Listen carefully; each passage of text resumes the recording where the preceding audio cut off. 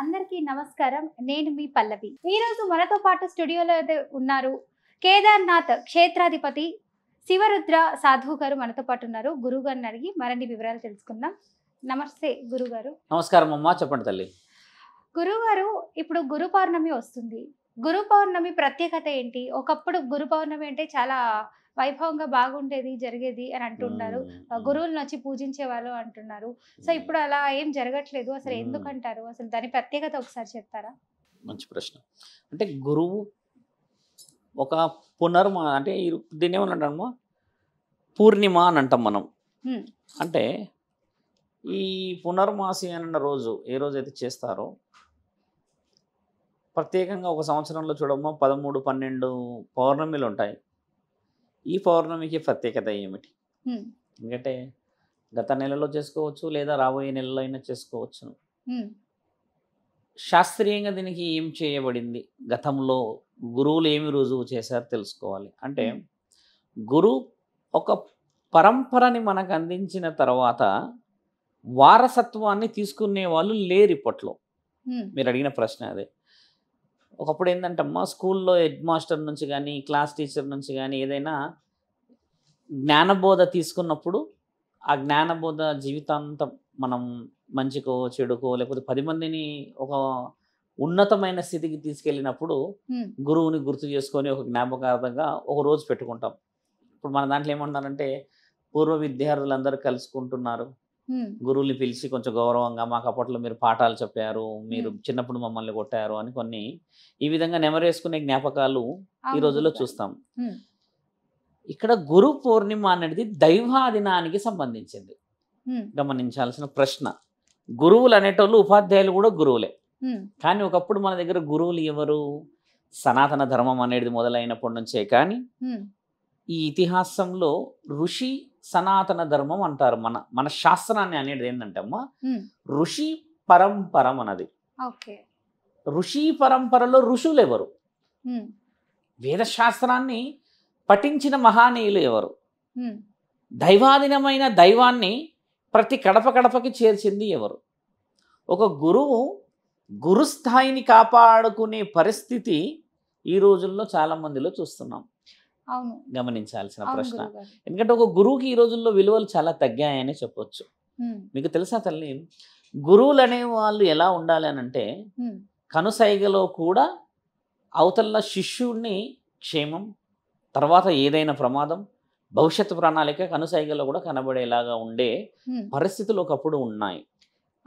ఎలా ఉండేటి గురువు గారు? అసలు అంత తెలివైన గురువులున్న ఈ ఋషి సనాతన ధర్మ పాలనలో ఇప్పుడు ఒక గురు పౌర్ణమికి విలువ ఎలా వస్తుంది అంటే గురువులందరినీ సేకరించి వారి యొక్క ఆశీర్వాదం బలం తీసుకొని దైవాధీనమైన ప్రశ్న జవాబులు చెప్పుకొని మీరు ఇలా ఉండాలి, మేము అలా ఉండాలి, మీరంతా ఈ విధంగా మీ యొక్క రాజ్యాన్ని అంటే మీ కుటుంబాలను పాలించుకోవాలని చెప్పుకోవడం ఒక సాధువులాగా అది గురువు లక్షణాలు, గురువులకు ఇచ్చే మర్యాదలు కాదు.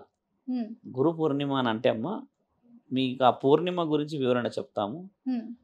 ఒకప్పుడు ఏం జరిగేదంటే అమ్మ, ఒక వ్యక్తి ఒక గురువు ఒక చెట్టు కింద కూర్చొని అంటే ఒక ఆశ్రమం లాంటి దాంట్లో, దాన్ని వేదశాస్త్రానికి సంబంధించిన ఆశ్రమాల్లో 100-200 మంది నుంచి 2-3 వేల మంది కూర్చునేవాళ్ళు. ఇలా కూర్చొని ఉంటారు. గురువు గారు ఏం చేసేవాళ్ళు, ఒక చెట్టు దగ్గర కూర్చొని కింద కర్రతో చేసిన ఆ పుస్తకాన్ని ఇలా పెట్టుకోవడానికి ఉంటుంది. ఇప్పటికీ చూస్తాం ఓల్డ్ డేస్లో ఇలా ఉండేది, పుస్తకం పెట్టుకొని చదువుకునే వాళ్ళు అని చెప్తారు. మనం ఇప్పటికీ కూడా భగవద్గీత కొన్ని గుడిలలో చూస్తాం, ఇలా పెట్టి ఉంటుంది కర్రతో చేసిన ఒక చిన్న చెక్క లాంటి దాని మీద కదా. అప్పట్లో గురువులు అలా కూర్చున్నప్పుడమ్మా ఏం చెప్పేవాళ్ళనంటే పంచభూతాల శక్తి ఏ విధముగా మానవులకు ఉపయోగపడుతుందో చెప్పేవాళ్ళు. నా ప్రశ్న చాలా బలంగా వెళ్ళాలి. పంచభూతాల యొక్క శక్తి మానవుల యొక్క నిలకడ జీవితాన్ని గెలవడానికి ఉపయోగం ఏమిటి అంటే దానికి అధిపతి ఎవరు? పంచభూతాలు ఏం చేస్తున్నాయి మీకు తెలుసా? మీరు పంచభూతాలని కొనగలరా? కొనలేము. ఎందుకంటే అది మీరు కొన్నా కొనకపోయినా, నువ్వు రోడ్డుపై ఉన్నా, నువ్వు పెద్ద పెద్ద పెద్ద భవనాల్లో ఉన్నా, వైద్యశాలలో ఉన్నా, అది ఎవరి అనుమతి లేకుండా వాటి యొక్క ప్రాముఖ్యత, వాటి యొక్క వివరణ, వాటి యొక్క కార్యక్రమం చేస్తూనే ఉంటాయి. గాలి ఉమ్, మీరు ఎక్కడున్నా నేను ఈ ఏరియాలో ఉన్నాను కదా మీరు రాకూడదని రిస్ట్రిక్షన్స్ లేదు. ఉమ్, ఇప్పుడు చూడండి మంట ఎక్కడ ఉమ్, పెట్టినా వస్తుంది. ఒకప్పుడు అవును. పూర్వం నుంచి చూసుకుంటే కట్టెలు పోయి ఇప్పుడు గ్యాస్ వచ్చినా కూడా గ్యాస్ మీద కూడా మంటే వస్తుంది. అవును. అంతేగాని గ్యాస్ మీద గ్యాస్ రావట్లేదు కదా. ఉమ్, అంటే మన పూర్వీకులు ఇచ్చిన వైభవం మీకు చెప్తున్నాం. ఉమ్, పంచభూతాలకు సంబంధించిన అధిపతి అని అంటే దైవాధీనమైన అధిపతి ఎవరు అంటే మన కులదైవం ఇలవెలుపులే కావచ్చు. ఉమ్, మనల్ని మంచి మార్గంలో తిరగడానికి మంచి మార్గంలో ఉండడానికి ఒక గౌరవార్థమైన క్రమశిక్షని ఏ ఉమ్, విధంగా నేర్చుకోవాలో చెప్పింది గురువులు. ఉమ్. అయితే ఇక్కడ మీరు ప్రశ్న లోపలికి వెళ్ళి చూస్తే అమ్మా మస్తకం నుంచి మస్తకం అనేది ఉండేది. మస్తకం అంటే మస్తకం అనేది ఏంటంటే అమ్మా మన యొక్క మెదడు, ఉమ్, దీన్ని మస్తకం అంటారు శాస్త్రీయంగా. ఉమ్, ఇప్పుడు మీరు శిష్యులు అలా అనుకోండి ఒక గురువు దగ్గర. ఉమ్, ఈ గురువు ఏం చేసేవాడంటే అమ్మా కేవలము దైవాధీనమైన ప్రశ్నలలో ఒక అగ్నిహోత్రం ఎలా చేయవలను, ఉమ్, ఒక రుద్రయాగం ఎలా చేయవలను, ఈ విషయాలు ఏ గురువు మాట్లాడాడు తల్లి. ఉమ్, గురువు మాట్లాడేది సమాజానికి ఒక సాధువు లక్షణం నుంచి నీ శ్రేయస్సు ఏ విధంగా ఉపయోగపడుతుంది ఉమ్, అంటే నీవు కూర్చున్నప్పుడు పంచభూతాలని కదిలించగలవా, ఉమ్, నీవు కూర్చున్నప్పుడు పంచభూతాలలో సమాజానికి ఉపయోగపడే విధంగా పర్యావరణాన్ని మార్చగలవా, ఉమ్, నీవు కూర్చున్నప్పుడు నీ పవిత్రత, నీ మనస్సు, నీ అంతఃకరణ శుద్ధి గౌరవార్థంగా దైవం ఒక పూజ చేస్తే అందుకోగలుగుతుందా ఉమ్, అంటే మనస్సు నీది నిలకడ ఉందా, కారణంతో పుట్టాడా, కారణ జన్ముడా, ఆ గురువులకే ఆ స్థాయి ఎందుకు వచ్చింది, ఉమ్, అందరికి ఎందుకు రాలేదన్న ప్రశ్నలు వివరణ చెప్పుతూ చెప్పుతూ చెప్పుతూ శాస్త్రంలో పురాణాల్లో తర్వాత ఎన్నో ఎన్నో ఎన్నో జరిగిన గొప్ప కార్యక్రమాల గురించి మాట్లాడేవాళ్ళు. ఉమ్, ఆ ఎగ్జాంపులే భగవద్గీత. దాంట్లో మనిషి ఎలా బతకాలో నేర్పించి ఉంటుంది కదా తల్లి. అవును గురువు కానీ మన వాళ్ళు చదవరు కాబట్టి గురువులు ఏం చెప్పేవాళ్ళంటే అమ్మా ఆ రోజు ఒక మనిషి యొక్క శక్తి ఏమిటి, నీ వల్ల నువ్వు ఏమి చేయగలవు, ఉమ్, కుటుంబాన్ని ఏ విధంగా, ఒక భార్యని ఏ విధంగా, పిల్లలని ఏ విధంగా, నిన్ను నీవు ఏ విధంగా కాపాడుకోగలుగుతావు అనే విషయాలు చెప్తూ ఉన్నప్పుడు ఉమ్, గురువు గారు దానికి అనుసంధానంగా అంటే ఇంటర్లింక్ అంటారు, అంటే ఒక దానికి ఒక సబ్జెక్ట్ చెప్పినప్పుడు ఆ అనుసంధానమైన విషయాలని ఉదాహరణలతో చెప్పేవాడు. ఆ ఉదాహరణలే ఒకప్పుడు గేయాలు అంటే పద్యాలు. ఉమ్, మన దగ్గర ఇప్పటికి కూడా సంస్కృతంలో కొన్ని పద్యాలు ఉంటాయి. ఆ అవును. పద్యాలన్నిటికీ వివరణ ఉమ్, అంటే భావాన్ని వ్యక్తపరుస్తుంటారు. పద్యం ఒకటి కింద భావం. చూడండి భావం రాసి ఉంటుంది. ఉమ్, అంటే గురువు లక్షణాలన్నీ ఏం చెప్పేవాడు, ఒక పద్య వివరణ సంస్కృతిలో అప్పట్లో ఉన్నప్పుడు చెప్పి ఉమ్, దాన్ని వివరించి ఇది ఈ విధముగా మనకు ఉపయోగపడుతుంది అని చెప్పడమే గురు లక్షణం కదా. అవును గురువు అప్పుడు గురువు గారు ఏం చేసేవాళ్ళంటే అమ్మ మస్తకం నుంచి మస్తకం గురువు చెప్పింది అక్కడి నుంచి మళ్ళీ నిన్ను లేపితే నువ్వు మళ్ళీ చెప్పేసే ఉమ్, పరిస్థితిలో ఉండే. అంటే అర్థమైందమ్మా, um, it is a mind to mind raid. ఒకప్పుడు అలా ఉండేది. ఉమ్, మస్తకం నుంచి మస్తకం రాను రాను రాను ఏమైంది, గురువుల పరంపర మన దగ్గర తగ్గిపోయింది. మన దగ్గర పెద్ద పెద్ద గురువులు ఉన్నారమ్మా, మీకు తెలిసిందే. ఒక నేమ్ తీసుకుంటే ఆయన చరిత్రలో కొన్ని గొప్ప గొప్ప గొప్ప కార్యక్రమాలు చేసి పెట్టారు. ఉమ్, మీరు బాగా గమనించి చూడాలి. భారతదేశంలో ఉన్నాము కదా, అవును ఇది భరతుడు పాలించిన భూమి అంటారు. అవును గురువు భరతుడు ఒకప్పుడు ఆయన పెద్ద గురువు.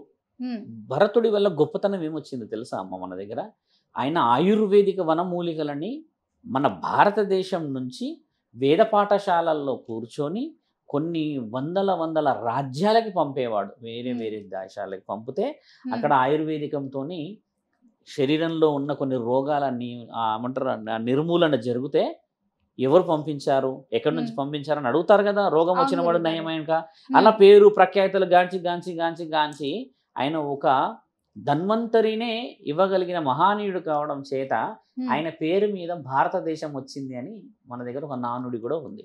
అవును భరతుడు గురువు గారు. పాలించిన భూమి ఉమ్, శాస్త్రభూమి, వేదభూమి, పుణ్యభూమి అని ఎందుకంటారంటే అమ్మ ఒక భరతుడు గురించే. కొంచెం వెనక్కి వస్తాం. ఇప్పుడు ఉమ్, గౌతమ మునివర్యులు ఉన్నారు.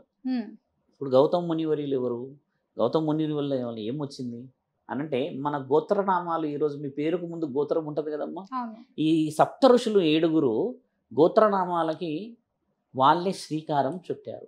ఉహుం, సప్త ఋషుల పేర్లు కూడా మన వాళ్ళకి చాలా మందికి తెలియదు. ఉమ్, సప్త ఋషులు అంటే ఎవరు అసలు? 7 ఋషుల వల్ల ఈరోజు నీ గోత్రనామాలు వచ్చాయని చెప్పేసి ఎందుకు గురువులు గురువులు గురువులు శిష్యులకు చెప్పుకోవట్లేదు? ఉమ్, సప్త ఋషులు ఎవరు వచ్చారు? సప్త అంటే 7. మన దగ్గర సప్త మాత్రికలు కూడా ఉన్నారు, సప్త సముద్రాలు ఉన్నాయని అంటారు కదా. ఉమ్, ఇప్పుడు సప్త గురువులలో మొదట కశ్యప ప్రజాపతి, తర్వాత వచ్చేసి మీరు బాగా డెప్త్గా పోవాలి, నేను సమయం తక్కువ ఉంది కాబట్టి వాళ్ళ గురించి చెప్పట్లేదు. ఉమ్, ఇప్పుడు కశ్యపుడు ఏం చేశాడు? గోత్రనామాలు ఆయన గారికి 13 మంది భార్యలు, ఒక్కొక్కరికి 13 మంది 13 భార్యలు. మంది భార్యలు, ఒక్కొక్కరికి 10 మందిని 11 మందిని కనేది ఉండేది మన దగ్గర. ఇప్పుడు కశ్యప మహారాజు ఏం చేశారు, ఆయన గారు చేసిన ముఖ్యమైన పని, ఓ భార్యడు 20 ఏళ్ళు అయినాక చూస్తే 150 మంది వాళ్ళ పిల్లలే ఉన్నారు. ఉమ్, అర్థమైందన్నమాట. ఉమ్, అలా ఉన్నప్పుడు ఆయన ఏం చేశాడనంటే, అలా ఉన్నప్పుడు ఒకరి పిల్లల్ని ఒకరు పెళ్లి చేసుకుంటే సేమ్ రక్తం అవుద్ది, ఒక వరుస కలుస్తుందని ఆలోచన చేసి ఉమ్, ఈ వంశంలో ఉన్న వాళ్ళు, ఈ గోత్రంలో ఉన్న వాళ్ళు వేరే గోత్రం వాళ్ళని చేసుకోవాలని నిర్ణయం ఇచ్చిన మహానీయుడు ఆయన. ఉహుం, ఇలా మనం ఏం చేస్తున్నాము, ఒక గోత్రం మార్కండేయ ఉంటే ఇంకో గోత్రం వేరేది ఉంటుంది, ఆ గోత్రం వాళ్ళని పెళ్లి చేసుకునే తంత అలా వచ్చిందమ్మ మన దగ్గరికి. ఉహుం, ఇవి మాట్లాడుకోవాలి సప్త ఋషులు. ఇప్పుడు గౌతములు ఆ మహామునివర్యులు చేసిన మహాకార్యక్రమం ఏందో తెలుసా తల్లి? ఆకలి తీర్చినవాడు, ఉమ్, భార్య గురించి ఎన్నో గొప్ప గొప్ప విషయాలు చెప్పినవాడు. గౌతముడు చేసిన గొప్ప పని ఏం తెలుసా అమ్మ? మీరు గమనించాలి. ఉమ్, ఆ గౌతముడు ఒక శిష్యుడిని తీసుకొని, ఒక శిష్యుడు గౌతముడి దగ్గర, ఆ మునివర్యుల దగ్గర ఒక అమ్మ ఉండేదంట. ఉమ్, అంటే ఆయన గురువు అంటే శిష్యులు ఉంటారు కదా తల్లి. అవును. అలా ఒక తల్లి ఏం చేసేదంటే అమ్మ, ఒక రాజ్యాన్ని ఎవరైతే అతిథి మర్యాదలకు వస్తారో వాళ్ళకి ఈవిడ సుఖ మర్యాదలు చేయడం ఈవిడ గారి యొక్క డ్యూటీ. ఉమ్, అంటే అర్థమైందా? అంటే భోగాలను ఇవ్వడానికి డ్యూటీ. అలా ఏ రాజుకు పుట్టిండో తెలియని ఒక కొడుకు పుడతాడు ఆవిడకి. ఉమ్, ఎందుకంటే చాలా మంది వస్తారు, పొందు విందు సహజంగా జరిగేదే కాబట్టి. అలా ఉన్నప్పుడు ఒక రోజు ఆ బిడ్డ పెద్దగా అయినప్పుడు, బిడ్డ బాగా చదువుకోవాలి, ముందు భవిష్యత్తు రావాలి అని చెప్తే, అప్పట్లో వేద పాఠశాలలే కాబట్టి ఆయన గారిని గౌతమ మునివర్యుల దగ్గరికి తీసుకొచ్చిందంట ఆవిడ. అప్పుడు ఆవిడ వస్తే గుర్తుపడతాడేమో, నా జీవితం బాగలేదు, నేను వంట మార్పులు చేసి కొన్ని విషయాలు ఉంటానని చెప్పేస్తే, ఈ బిడ్డే వస్తాడు అక్కడికి ఒక 6-7 సంవత్సరాలు వచ్చి, ఉమ్, నేను వేద పఠనాన్ని నేర్చుకోవాలి అని అంటే ఆయన గారు చెప్తారు, మీ ఊరు ఎక్కడ, నువ్వు ఎక్కడి నుంచి వచ్చావు, నిన్ను ఎవరు పంపించారు అని అంటే, ఉమ్, నాకేమీ తెలియదు, ఇంకా నాకు ఎవరు లేరు, నాకు నాన్న లేడు, ఎందుకంటే మా నాన్న ఎవరో మా అమ్మ నాకు చెప్పలేదు, ఉమ్, మా అమ్మ మాత్రం ఉన్నది ఫలానా దగ్గర ఉంటుంది, ఫలానా విధంగా ఉంటుంది అని అంటే, అప్పుడు ఆయన ఎంతటి బాధపడ్డాడంటే, చూసి ఒక గోత్రనామాల గురించి శ్రీకారం చుట్టిన మహానీయుల గురించి చెప్తున్నాం మీకు, గురువుల గురించి నేను ఎండింగ్లో చెప్తాను. ఉమ్, ఆయన ఏం చేశాడంటే, ఇట్లా ఎందరో అనాథలు, ఎవరికి ఏమి తెలియని జీవితాలు, ఉమ్, ఇలా ఉన్న వాళ్ళందరికీ ఆయన గారు పెట్టిన మంచి శ్రేయస్కారం, ఇక పైన నీకు గౌతమ మునివర్యుల గోత్రనామాలతో పేరుగాంచుతావు అని చెప్పాడు. ఉమ్, ఆయన శిష్యుడు మన భారతదేశాన్ని అమ్మ 83 సంవత్సరాలు పాలించాడంట ఆయన శిష్యుడు. దాని గురించి మళ్ళీ ఒక రోజు గోత్రాల గురించి చెప్పినప్పుడు చెప్తాను. ఉమ్, అలా ఆయన ఇక పైన నీకు అలా ఉండకూడదు, గోత్రం అంటే నువ్వు తెలుసుకోవాలి. అసలు గోత్రం అనే విషయాలు గురువులకు సంబంధం ఏమిటి? ఉమ్, అసలు మీరు అడిగిన ప్రశ్న గురు పూర్ణిమ అవును. అంటే, నీవు పలానా గురువు యొక్క శిష్యుడు అని తెలుసుకోకపోతే నువ్వు ఏ గురువుకి గురు పూర్ణిమ చేస్తావు? ఉమ్, అలా మన గోత్రనామాలకి ముందు మన గురువుల త్యాగం ఉన్నది. ఉమ్, అలా ఒక్కొక్క విశ్వామిత్రుడు, జమదాగ్ని, ఇలా గొప్ప వచ్చిన వ్యక్తులు ఎంతమంది ఉన్నారు తెలుసమ్మా? ఉమ్, సత్య హరిశ్చంద్రుడు, మీకు తెలిసింది. సత్య హరిశ్చంద్రుడు గోత్రనామాలు మన దగ్గర ఉన్నాయి. ఉమ్, సత్య హరిశ్చంద్రుడు గోత్రనామాల నుంచి ఈ రోజు చాలా తక్కువ శాతంగా తెలుస్తున్నాయి అనుకోండి. చాలా చిన్న 7 గోత్రాల నుంచి 188 వర్గాలుగా గోత్రాలు వచ్చాయి మన దగ్గరికి. ఉహుం. ఒకప్పుడు గోత్రం చెప్పకపోతే నీ గురువు ఎవరో గుర్తుపట్టకపోయేవాళ్ళు. ఒకప్పుడు గురువు గోత్రం అనేది అంత గురువు ఇంపార్టెంట్ అయితే ఆ ఖచ్చితంగా. సమయంలో. ఇప్పుడు నీ పేరు ఫలానా పేరు అని అంటే కుదరదు. సాయి పల్లవి అని అనుకోండి మీ పేరు. ఉమ్, సాయి పల్లవికి ముందు ఒక చరిత్ర ఉంటుంది. మీ ఉమ్, అమ్మమ్మ పేరో మీ నాయనమ్మ పేరో అట్లా వెనక్కి చూస్తే వెనకాల ఒక గురువు పేరు ఉంటుంది. ఆ గురువులే మన దగ్గర సప్త ఋషులు, వాళ్ళ నుంచి రావాల్సిన పేర్లు. అలా వచ్చిన గురువులకే పారంపర్యంగా గౌరవం ఇవ్వాల్సిన అవసరం ఉన్నదా లేదా? ఉన్నది. ఈ రోజుల్లో ఏం జరిగిపోయింది? దైవాధీనమైన విషయ వివరణలోకి వెళ్తే అమ్మ, ఉమ్, గురు పౌర్ణిమ దేవుళ్ళ దగ్గర పూజ చేసి గురువులకి గౌరవం ఇస్తున్నారు కదా. ఉమ్, నేనేమంటున్నామ్మా, ఋషి పరంపరలో గురువులకి మర్యాద తగ్గింది ఈ రోజుల్లో. ఉమ్, ఎలా తగ్గింది గురువు గారు అన్న ప్రశ్న కూడా వదిలితే మీరు అవును. ఎవరికి ఎలా వారు తగ్గింది? ఎవరికి వారు యమునా తీరు. అర్థమైందా? మఠాలు, పీఠాలు, తర్వాత ఎన్నెన్నో గౌరవార్థమైన గుడిలు కట్టేసుకున్నారు. ఇప్పుడు మీరు నన్ను ఏమన్నారు? ఇప్పుడు మనం మాట్లాడేటప్పుడు కేదార్నాథ్ క్షేత్రాధిపతి శివరుద్ర సాధు అన్నారు కదా ఉమ్, వివరంగా. కేదార్నాథ్ ఎక్కడుంది? ఉత్తరాఖండ్లో ఉంది. ఉమ్, ఇప్పుడు నేను ఉత్తరాఖండ్ మనిషిని, ఇక్కడ హైదరాబాద్లో ఏం చేస్తున్నా అని ఆ ప్రశ్న. ఉమ్, హైదరాబాదులో గడుతున్న జగద్గిరి గుట్టకి నేను క్షేత్రాధిపతిని, ఉహుం. నాకు సంబంధించిన గుడికి నేను. ఆ, ఇంత వివరణ డెప్త్గా ఉండాలి కదా. అంటే నా గుడి గురించే నేను మాట్లాడే అనుకోండి గొప్పతనం. అప్పుడు గురువుల గురించి ఆయన దగ్గరకు వచ్చే శిష్యుల గురించి ఆయన గొప్పతనమే చెప్తాడే కానీ మన శాస్త్రానికి ఉన్న గొప్పతనం ఎందుకు చెప్పరు అంటున్నా నేను.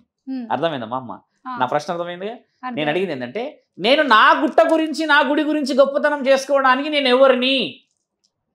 ఎవరి గురించి చెప్పాలనంటే, నా వేద భూమిలో, ఈ కర్మభూమిలో, ఈ పుణ్యభూమిలో ఎందరెందరు మహానీయులు వారి యొక్క రక్తాన్ని చిందించి వారి యొక్క జీవితాన్ని పణంగా పెట్టి యుద్ధాలు, మహాయుద్ధాలు, ఎన్నో కర్మయుద్ధాలు చేసి సౌభాగ్యవతులని, ఆడపిల్లలని, ఇంటిని, సంసారాలని, యువకులని మధ్యానికి బానిసం కాకుండా మన శాస్త్రం యొక్క గొప్పతనాన్ని చెప్పడమే గురు లక్షణం. నేను అనేది ఏంటంటమ్మా, మీవి పీఠాలు మీవి ఇవి చేసుకున్న దగ్గర ఎక్కడ గురువు ఉన్నాడు, ఎక్కడ గురు పౌర్ణమికి విలువ ఉంది? కొంచెం నా ప్రశ్నకి లోపలికి వెళ్ళాలి. గురు పౌర్ణిమ అనేది గురువులకి ఇచ్చే మర్యాద పూర్వీకుల నుంచి వచ్చిన పరంపరలో ఒక కొనసాగట్లేదు. ఎక్కడో కొనసాగాలి అని అంటే నేను చెప్పిన ప్రశ్నలకి ప్రతి గురువు సప్తఋషుల గురించి మాట్లాడాలి. ప్రతి గురువు నువ్వు ఎందుకు పుట్టావో మాట్లాడాలి. ప్రతి గురువు ఈ రోజు నీ శాస్త్రీయత, నీ శాస్త్రము, నీ గొప్పతనము, నీ మంచితనము, నీ విలువల గురించి మాట్లాడాలి. అర్థమైందా అమ్మ? మన దగ్గర 12 జ్యోతిర్లింగాలు 12 ఉన్నాయి, అష్టాదశ శక్తి పీఠాలు 18. అసలు 18, 12 కంటే ముందు అవి ఎన్ని? వాటి యొక్క ప్రాముఖ్యతలు ఏమిటి? దాని గురించి ఎవరికి తెలియకపోతే నీకు గుడిలో దేవుడే కనబడాడు కదా. నేను అనేది ఏంటంటమ్మా, అష్టాదశ శక్తి పీఠాలు వచ్చేసమ్మా అవి 108 విభాగాలుగా విభజించబడితే 18 ఎందుకు ప్రాముఖ్యతకు వచ్చాయి? 12 జ్యోతిర్లింగాలు ఈరోజు మనం అనుకుంటే భారతదేశం మొత్తంలో అవి 64 జ్యోతిర్లింగాలు. 64 నుంచి 12 ఎందుకు కుదించారు? మన గురువులు మన యొక్క సనాతన ధర్మం గురించి కాపాడే ఆ వేద పురుషులందరూ మనకి ఎందుకు కుదించారు వీటిని? దీని యొక్క అర్థం పరమార్థాలు ఏమిటి? ఈరోజు ఒక స్త్రీకి రక్షణ ఎందుకు లేదు? ఈరోజు ఒక పురుషుడికి రక్షణ ఎందుకు లేదు? మద్యం మత్తులో ఎన్నెన్ని అత్యాచారాలు ఎన్నెన్ని జరుగుతూ ఉంటే కట్టుకున్న వాడిని కడ తీర్చిందని ఒకళ్ళు, కట్టుకున్న వాళ్ళని కడ తీర్చిందని ఇంకొకళ్ళు, అంటే ఆడవాళ్ళని మగవాళ్ళు, మగవాళ్ళని ఆడవాళ్ళు, పెళ్ళినైనాక 2 నెలలకి 3 నెలలకి 6 నెలలకి చంపుకుంటున్న ఈ దాంట్లో ఏమి కోల్పోతుంది ఈ యొక్క సమాజం అనే ప్రశ్న గురువుల ద్వారానే రావాలి. ఒక గురువు వచ్చేసి ఆయన గొప్పతనమే మాట్లాడితే మరి సమాజాన్ని ఎవరు బాగుపరచాలి? నేను మొదట ఏమి చెప్పా లోపలికి వెళ్ళి, ఒక గురువు ఈ విధంగా పఠనాన్ని పెట్టుకున్నప్పుడు శాస్త్రీయతని, శాస్త్ర గ్రంథాల గురించి అని చెప్పేసి మనలో ఉన్న పంచభూతాలు ఏ విధముగా పనిచేస్తాయి, నీకు ఏ హక్కు ఉన్నది, ఈ రోజు స్పష్టమైన స్వచ్ఛమైన గాలి పీల్చుకుంటున్నావు, నీకు ఏ హక్కు ఉన్నదని చెప్పు. ఈ గాలిని నువ్వు కొన్నావా? కొనలేవు కదా, ఎప్పటికీ కొనలేము మనం. ఈ మంటని నీవు కొన్నావా? అడవిలో నుంచి వస్తుంది, కొనలేముగా. ఈ భూమి ఎవరిదే అని? భూమండలం మొత్తం కొన్ని లక్షల కోట్ల ఎకరాలలో నీదా భూమి? ఇక్కడ నీవు చచ్చిపోయిన 6 అడుగులలో మరుసటి రోజే వేరే వాళ్ళని పడుకోబెడతారు తెచ్చి. నీ భూమి కూడా కాదు ఇది. నీది ఏమిటి ఇక్కడ? నువ్వు ఎందుకు వచ్చావు ఇక్కడికి?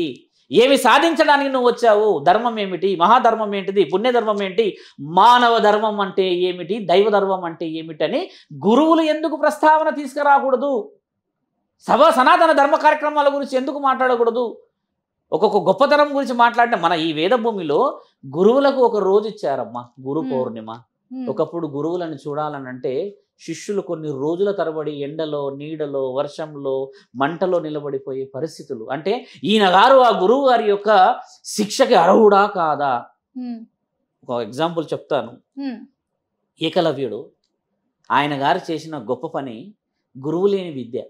కానీ ఎంతటి బ్రహ్మాస్త్రాలను ఉపయోగించగలుగుతాడంటే, ఆయన ఒక్కసారి విల్లు పెడితే అమ్మ తిరుగులేని వీరుడు. అలాంటి వీరుడిని గురువు గారు వచ్చి ఏమడిగారంట తెలుసా? ఒక రోజు ఏమడిగారు? నాయన, నేను లేకుండా నువ్వు నా విద్య అంతా నేర్చుకున్నావు. ఆయన గారి యొక్క ద్రోణాచార్యుడు ఆయన గారి విషయం ఏం చేశారంటే, ఈ విధముగా విద్య నేను లేని సమక్షంలో నువ్వు నేర్చుకున్నావు. ఆయనకి చిన్న జీవితంలో పుట్టాడు, చిన్న కుటుంబంలో పుట్టాడు అని చెప్పి ఆయనకి ఏ గురువు విద్య అందించలేడమ్మా. కానీ నేనేం చేశాడంటే, ఆయన గారి యొక్క విగ్రహాన్ని పెట్టుకొని ఈయననే నా గురువు అని గొప్ప విద్యలు సాధించాడు. ఇలా అలా అలా అలా గురువు దాకా చేరింది మాట. గురువు గారు మరి ఈయనకి ఎక్కువ విద్య వస్తే అర్జునుడు అడిగాడంట, మీరు మాట ఇచ్చారు కదా మాకు, నేనే లోకంలో గొప్ప వీరుడినని, అలాంటిది మరి ఏకలవ్యుడు నాకంటే గొప్ప వీరుడు అని ప్రచారణ జరుగుతుంది అని అంటే, ద్రోణాచార్యుడు చేసిన మోసం చూస్తారా? వచ్చి ఆయన గారిని అడిగారంట, గురువు యొక్క దక్షిణ ఏమిస్తావు? నేను లేని సమక్షంలో నువ్వు నేర్చుకున్నావు అన్నప్పుడు సరస్సు నా శిరస్సు మీరు తీసుకొని వెళ్ళినా నేను సిద్ధమే అని అంటే ఆయన అడిగినది నీ బొటన వేలు. అర్థమైందా?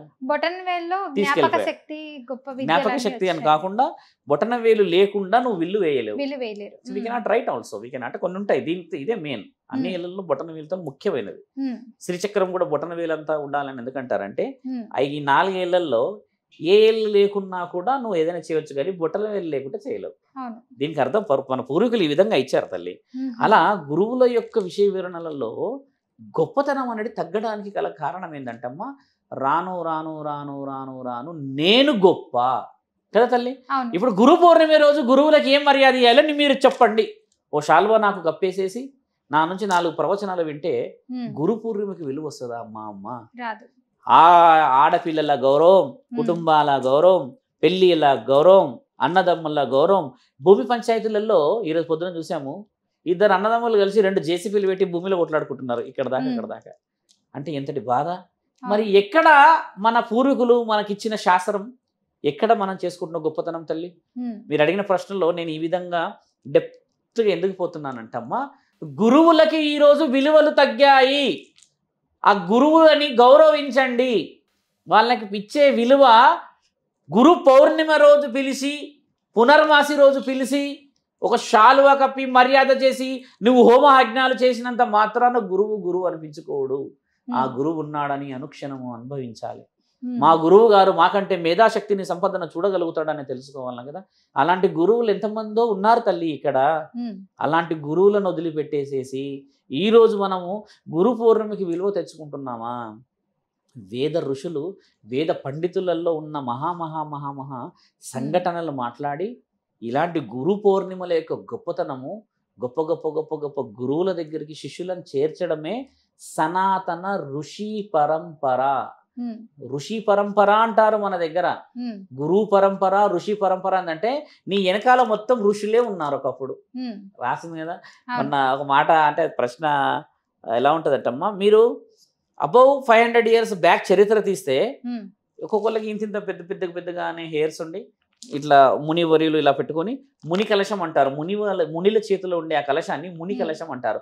ఆ కలశంలో కొన్ని నీళ్లు పట్టుకొని చేతిలో ఇంకేదైనా ఆయుధం ఉంటే పట్టుకొని ఊరూరా వెళ్ళేటోళ్ళు వాళ్ళు. ఊరూరా వెళ్ళి ఒక చెట్టు కింద కూర్చొని ఆ నీళ్లతో ఆ పుణ్యభూమిలో కొన్ని కావాల్సిన కార్యక్రమాలు చేసి, కొన్ని చెట్లు నాటించే కార్యక్రమాలు చేసి, కొందరు గొప్ప గొప్ప శిష్యులని స్వీకరించి క్షేత్రపాలకులుగా చేసేవాళ్ళు. ఈ రోజుల్లో క్షేత్రపాలకులు ఉన్నారా అమ్మ? క్షేత్రపాలకులు మాటే లేరు. మన దగ్గర క్షేత్రపాలకులే లేరు. క్షేత్రపాలకులని గురువులు సిద్ధం చేస్తే వేద పఠనాన్ని అనర్గళంగా మంత్ర ఉచ్చరణ చేసే మహానీయులను కనిపెట్టడమే గురువు లక్షణం తల్లి. ఈరోజు ఏమేమి చూసారా? Higher officers, lower officers, VIP, normal personalities వచ్చింది కదా. ఒకప్పుడు గురువు మస్తకం అన్న వర్డ్ వదిలిందే మీకు. అందుకు తెలివితోని విద్యార్థులను ఎన్నుకునేవాళ్ళు. ఈరోజు ఎన్నుకుంటున్నారా? We are studying in very higher education. We are studying అంటే మన ఎడ్యుకేషన్ అంతే, నాలెడ్జ్ ఇస్ 0 కదా. కాబట్టి ఏంటంటమ్మా, గురువులు ఒకప్పుడు చాలా తెలివిగా మనకి గురు విద్యను అందించినప్పుడు ఆ గురువులకి, ఆ గురువుల యొక్క పాదాలకి, ఆ గురువుల యొక్క చరణాల స్పర్శకి, ఆ గురువుల యొక్క జీవిత లక్ష్యాలకి ఒక ఆయుధాలే శిష్యులు. నీ గురువు గొప్పవాడు ఎలా అవుతాడు తల్లి? నిన్ను గొప్ప వాళ్ళని చేసినప్పుడే కదా.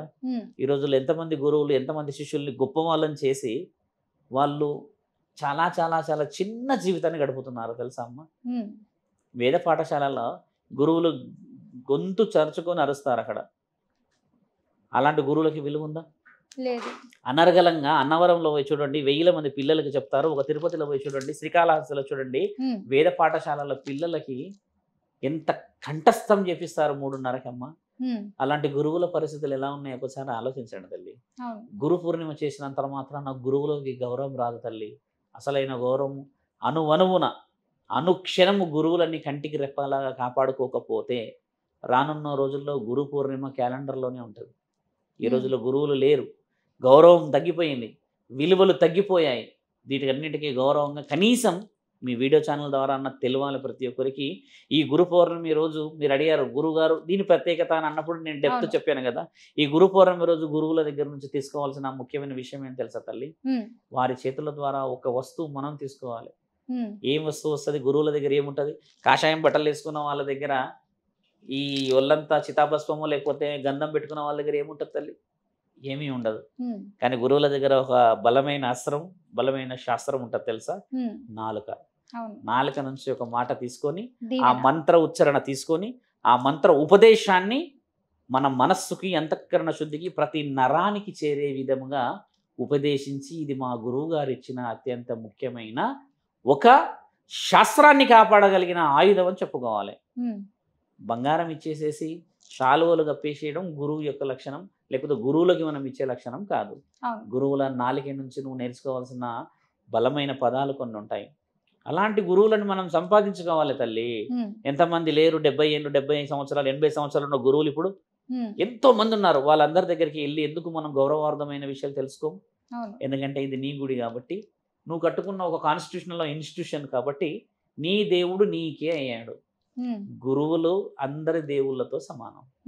ఒక పాఠం కూడా, పద్యం కూడా అందరు తెలిసిందే కదా. స్కూల్లో మొట్టమొదట పోగానే ఏమంటాం మనందరం?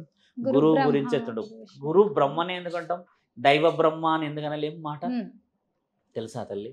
గురు బ్రహ్మ, గురు విష్ణు అని అనే విషయాన్ని ముఖ్యమైన విషయం ఏంటంటే, గురువు లేనిది నువ్వు దైవాన్ని చేరుకోలేవు. నువ్వు పుట్టడం సహజంగానే పుడతావు తల్లి. బాగా గమనించు. ఏ బిడ్డ అయినా సరే చాలా సహజంగా పుడతాడు. కానీ పుట్టుడే ఆయుధాలతో అందరు పుట్టారు. పుట్టుడు అందరు తెలివితో పుట్టారు. నీ తెలివిని తీయగలిగిన మహా జ్ఞాన సంపద కలిగిన వీరుడు నీ గురువు. నిన్ను ఈ రోజు బిడ్డ ఈ విధమైన పరిస్థితుల నుంచి గెలవగలగాలని చెప్పిన మహా యోధుడు మీ గురువు. నిన్ను మంచి నుంచి, చెడు నుంచి, లేకపోతే ఇంకా రానున్న పరిస్థితుల నుంచి, పంచభూతాల నుంచి కాపాడుకోవడానికి చెప్పి ఒక మహా శక్తి స్వరూపుడు నీ గురువు. నీ గురువుకి ఇచ్చే మర్యాద ఏం తెలుసా అమ్మా? వెన్నుపోటు పొడవకూడదు. గురువుకి ఇచ్చే మర్యాద ఏం తెలుసా? గురువు లేని సమక్షంలో కూడా గురువు గొప్పవాడని చెప్పుకున్న వాడే నిజమైన శిష్యుడు. గురువు ఎప్పుడు పోతే ఆ పీఠం మీద కూర్చుందామని చూసేవాళ్ళు ఎంతమంది లేరు? ఎంతెంతమంది ఎన్నెన్ని పోట్లు పొడుస్తలేరు గురువులకి. గురువు ఏమో శిష్యుడు నావోడు అని కూర్చొని ఉంటే, శిష్యుడేమో గురువు ఎప్పుడు పోతాడా అని కూర్చొని ఉన్నారు కదా. వెన్నుపోట్లు పొడవకూడదు. అత్యంత బలమైన ఆయుధమే వెన్నుపోటు. గురువు ఎంతమంది ఈ రోజుల్లో గౌరవం ఇస్తున్నారు తెలుసుకోవాలి. మన వెనకాలే ఉండి మన గురువుని మనం తక్కువ చేస్తే మరి లోకం ఎంత చేస్తుందమ్మా? గాసిప్స్ ఎక్కువ మాట్లాడతారు. గాసిప్స్ మాట్లాడుకోవడం వల్ల ఏమీ రాదు తల్లి. గురువుల పైన ఉండేది ఎవరు తల్లి? బాగా గమనించాలి. మాటల్లో కొంచెం తేడా ఉన్నా కూడా గురువుల పైన ఉండేవాళ్ళు జగద్గురువులు. జగద్గురువుల పైన ఉండేవాళ్ళు ఈ జగత్తుకి పార్వతి పరమేశ్వరులు. అంటే దైవాధీనమైన శక్తులు ఉన్నాయి అక్కడ. నిన్ను నీ గురువుని నువ్వు, లేకపోతే నీ గురువు నిన్ను మోసం చేస్తే ఎవరు చూడకపోవచ్చు. కానీ చిత్రగుప్తుడు పక్కనే కూర్చొని, చిత్రగుప్త అంటే అర్థం తెలుసుకోవాలి. చిత్ర అంటేనేమో చిత్రీకరణ రాయడం, గుప్త అంటేనేమో సీక్రెట్. ఆయన నీ పక్కనే సీక్రెట్ గా కూర్చొని రాస్తున్నాడు చిత్రగుప్తుడు. అంటే ఇది తీసుకుపోయి ఎవరికి ఇస్తారు? యమ ధర్మరాజుకి ఇస్తాడు. యముడు కూడా ధర్మం అయిందా కాదా అని చూసి దాన్ని టిక్కు కొడతాడు. టిక్కు కొట్టిన తర్వాత అప్రూవల్ ఎవరిస్తారు తెలుసా అమ్మ? యముడిని కూడా ఆపగలిగిన మహానీయుడు ముక్కంటి. కాబట్టి ఇవన్నీ శాస్త్రీయంగా every word, every eye sight నువ్వు ఇట్లా బ్లింక్ చేస్తున్నావు కదా, that is also in record. అది కూడా రికార్డెడ్. ఇంత రికార్డెడ్ అయి ఉన్న జీవితంలో మోసాలు ఎలా చేస్తారో అనిపిస్తుంది ఒక్కోసారి. తెలుసుకోలేరనా, లేకపోతే దేవుడు చూస్తాడనా, చూడడు అనా, ఏమున్నదిలే ఈ జీవితం అనా కదమ్మా. అలాంటి వాళ్ళని మనము గురువులని కోల్పోకూడదు. గొప్ప గొప్ప గురువులు ఇంకా బతికే ఉన్నారు. ఒకసారి అఘోరాలని నాగసాధులను చూస్తే మహాకుంభమేళలా ఎక్కడ ఏ శివుడు వచ్చాడో తెలుసుకోలేనంతగా వచ్చారు వాళ్ళందరూ. అలాంటి గురువులు గొప్ప గొప్ప వాళ్ళు బతికున్నారు. ఎందరో వేద పఠనాన్ని పఠిస్తున్న వాళ్ళు ఉన్నారు. ఇప్పుడు అంతెందుకమ్మా, రామభద్రాచార్యులు రామ మందిరానికి సంబంధించిన విషయంలో ఒక గుడ్డివాడు యావత్ ప్రపంచానికి కన్ను తెరిచేలా చేశాడా లేదా? అలాంటి మహానీయుల యొక్క ఆశీర్వాద బలం, గొప్ప గొప్ప వ్యక్తుల ఆశీర్వాద బలం చాలా ముఖ్యమైనది. గురు పౌర్ణమి రోజు గురువుల యొక్క పాదాలకు నమస్కరించి మనం వారి చేతులని, వారి కాళ్ళని మన చేతులతో కడిగి ఆ నీళ్ళని నెత్తి మీద పోసుకున్నా కూడా సప్త సముద్రాలలో ఉన్న పుణ్యం 12 మన దగ్గర 12 జలాశయాలు తల్లి. అంటే మన దగ్గర ఉన్న సముద్రాల గురించి చెప్తున్న, నదుల గురించి. ఇప్పుడు మన దగ్గర ఏమంటారంటే మొన్న మన కాళేశ్వరంలో జరిగినాయి కదమ్మా, పుణ్య స్నానాలు చేశారు కదా, అవునండి. పుష్కరాలు. ఉమ్, అట్లా 12 నదుల్లో జరుగుతుంది మన దగ్గర. ఉమ్, ఒకసారి గురువు గారి యొక్క ఆశీర్వాద బలం, ఆయన గారి పాదపద్మములను కడిగిన తర్వాత నెత్తి మీద పోసుకున్న ఆ నీళ్లు 12 నదుల కంటే పవిత్రమైనవి. ఎందుకంటే ఆ నదులన్నీ ఒకసారి గురువుల పాదాలకు వచ్చేస్తాయమ్మా. ఉమ్, ఎందుకంటే జగద్గురువులు అన్న మాట ఎందుకు వదిలానంటే, ఉమ్, ఈ రోజు గురువు లేనిది భూమి మీద విలువలేదు తల్లి. అవును, దేవుడు అవును నేనున్నాను అని చెప్తే కూడా నమ్మని వాళ్ళు ఉన్నారు. ఉమ్, కానీ దేవుడు ఉన్నాడని చెప్పే ఒకే ఒక వ్యక్తి గురువు. అవును. అందులో మన అమ్మా నాన్నల పాత్ర ముఖ్యమైనది. ఉమ్, మొట్టమొదట నీకు దైవం వాళ్ళే కదా, గురువులు వాళ్ళే కదా. అవును. ఆ తర్వాత నువ్వు 8వ ఏటనో 10వ ఏటనో దేవుడి దగ్గరకు వస్తావు, ఉమ్, గుడి దగ్గరకు వస్తే ఒక గురువు కనబడతాడు. జీవితంలో ఒక్కొక్క గురువులు తల్లి. అవును. అలాగే సాధువులం కాబట్టి ఒక మాట చెప్తున్నాం, భార్య కూడా జీవితంలో గురువే, బాగా గుర్తుపెట్టుకోవాలి. భర్త కూడా జీవితంలో గురువే. వారి ఇరువురి యొక్క స్పందనలో జీవితంలో జరిగిన యొక్క సంఘటనలన్నీ గుర్తు చేసుకొని, ఇలా కాదు ఇలా జీవితం అని మెలిగినప్పుడు నీకు అందులో గురువు, ఆమెలో నీకు గురువు, నీలో ఆవిడ గురువు కనబడడమే గురు లక్షణం. ఉమ్, గురువు ప్రతి చోట ఉండిపోయాడు తల్లి. ఉమ్, ఈరోజు ఏం చేస్తామంటే అంచనాలు వేస్తాం. అవును. ఆఫ్టర్ ఆల్ నువ్వు ఆడదానివి, ఆఫ్టర్ ఆల్ నువ్వు ఒక మగవాడివి అన్న అంచనాలు వేస్తాం. ఉమ్, గురువే ఎందుకు వస్తాడంటే, పరమాత్ముడు కూడా పలకాలేనంటే ఉమ్, గురువు బలంతోనే పలుకుతాడు. అవును. అంతే కదా తల్లి. అంతే. అందుకనే కదా పురోహితుడు ఉన్నాడు గుడి ముందు. ఉమ్, గుడి ముందు పురోహితుడు ఎందుకున్నాడు? పంతులు. ఇప్పుడు మీ నాన్నో మా నాన్నో రాబిడ్డ డైరెక్ట్గా వెళ్ళిపోదామని తీసుకొని వెళ్ళిపోవచ్చుగా గుడి దగ్గరికి. ఎందుకంటే దేవుడు దైవాధీనమైన ప్రశ్న జవాబులకి సమాధానం ఎప్పుడు చెప్తాడంటే, నీవు వేద పఠనాన్ని పలికినప్పుడే, ఉమ్, వేద శాస్త్రాన్ని నువ్వు చెప్పినప్పుడే. మన దగ్గర ఉన్న పురాణాలన్నీ, మన దగ్గర ఉన్న ఈ 18 పురాణాలన్నీ చదవగలిగిన వాళ్ళు పిలిస్తేనే వస్తాడు. ఉమ్, అంతే కదా. అవును. మీ నాన్నని నువ్వు నాన్న అనడానికో, లేకపోతే చిరంజీవో, లేక మోహన్ బాబు అనడానికి ఒక గుర్తింపు ఉంది కదా. అవును. ఇప్పుడు దేవుడికి గుర్తింపు ఏం తెలుసా అమ్మ? సిగ్నల్ ఏం తెలుసా? ఉమ్, మంత్రం. ఆ ఉమ్, మంత్రమే గురు మంత్రం. ఆ గురు మంత్రమే వేదాలు. ఈ ఉమ్, వేదాలు చదివితేనే ఆయన నిన్ను చూస్తాడు. మరి అవును. ఆయనకున్న హింటే అది. That is a um, way to go. అలాంటిది వదిలేసి మనం ఈ రోజుల్లో మన గొప్పతనాలు మాట్లాడుకోకూడదు. ఉమ్, మనిషి అంటే ముగించే ముందు ఏం చెప్తా అంటే అమ్మా, మనిషి ఏం తీసుకుపోతాడు తెలుసా పోయేటప్పుడు? ఇందాక చెప్పిన మంచితనమే. మంచితనం తీసుకుపోడు కూడా, అది కూడా ఉంది మళ్ళీ. అది కూడా మంచితనము తీసుకెళ్ళారా? తీసుకుపోడు, ఏది తీసుకుపోడు మనిషి. ఉమ్, మట్టి ఆయన పడుకున్న దాంట్లో రేపటి రోజు ఇంకొకళ్ళు వచ్చి కూడా పాతేస్తారు, వెళ్ళిపోతారు కదా. మనిషి జీవితం మొత్తంలో ఏం తీసుకుపోతాడు తెలుసా తల్లి? కేవలం నిన్ను నీ కోసం పుట్టిన ఒక జ్ఞాపకం మాత్రమే తీసుకుపోతాడు. నా ఉమ్, పిల్లలు. మీకు తెలుసా 7 తరాలలో మా నాన్న పోలిక, మా తాత పోలిక, మా అమ్మ పోలిక అని ఎందుకంటారు తెలుసా అమ్మ? ఉమ్, మిమ్మల్ని వదిలిపెట్టి పోలేని ఒకే ఒక జ్ఞాపకం ఆ ఛాయ. మన ఉమ్, తాతలు ముత్తాతలు ఇంకెవరెవరో పలానా వాళ్ళగా పుట్టారు అంటారు కదా. ఉమ్, మనిషి తీసుకుపోయేది అదొకటే. అంటే ఉమ్, నీ విలువైన చిత్రపటమే ఉంటుంది అక్కడ. ఉమ్, అది కూడా నువ్వు చూసుకుంటే, వాళ్ళు ఇష్టంగా నేను పూజిస్తేనే ఆ విలువ, లేని ఉమ్, సమక్షంలో దానికే విలువ లేదు. అవును. మనిషి జీవితం మొత్తం బాగా సాధిస్తాడా అమ్మ? మీరు చెప్పండి, మనిషి జీవితం మొత్తంలో బాగా సాధిస్తాడా? లేదు.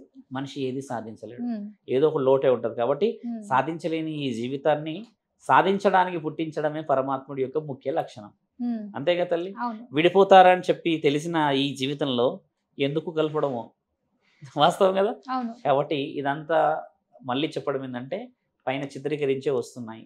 ఉమ్, దాన్ని మంచి దారిలో మలుపుకోవడానికి ఉన్న మహానీయుడే గురువు. ఉమ్, గురువుల గౌరవం ఆ విధంగా వచ్చింది తల్లి. ఉమ్, కాబట్టి ఇలాంటి పౌర్ణమిలు చాలా రావాలి. అందరికి ఒకరికొకరు గౌరవించుకోవాలి. ఉమ్, మన యొక్క గొప్పతనాన్ని, ఈ వేదభూమి యొక్క గొప్పతనాన్ని అందరికీ చెప్పుకోవాలని చెప్పి ఉమ్, ప్రేక్షకులకి మరియు ఎన్నో వీడియోలలో వచ్చే ప్రతి గురువులందరికీ గౌరవార్థంగా, ఉమ్, మేము ఒక సాధువులమైన ప్రతి గురువుకి గౌరవంగా నా మనసు ద్వారా వాళ్ళందరికీ కృతజ్ఞతలు చెప్పాలి. ఉమ్, వాళ్ళందరూ వాళ్ళ యొక్క శిష్యులకి కృతజ్ఞతలు చెప్పాలి. ఉమ్, ఎందుకంటే ఇంకా మన దగ్గర గొప్పతనము పుణ్యం బతికే ఉంది. అవును. కాబట్టి అలాంటి గురువులందరూ బతకాలని కోరుతున్నాం తల్లి. చాలా చక్కగా చెప్పారు గురువు గారు. గురువు గురించి, గురువు ప్రత్యేకత గురించి చాలా చక్కటి వివరణ ఇచ్చారు. ధన్యవాదాలు. నమస్కారం.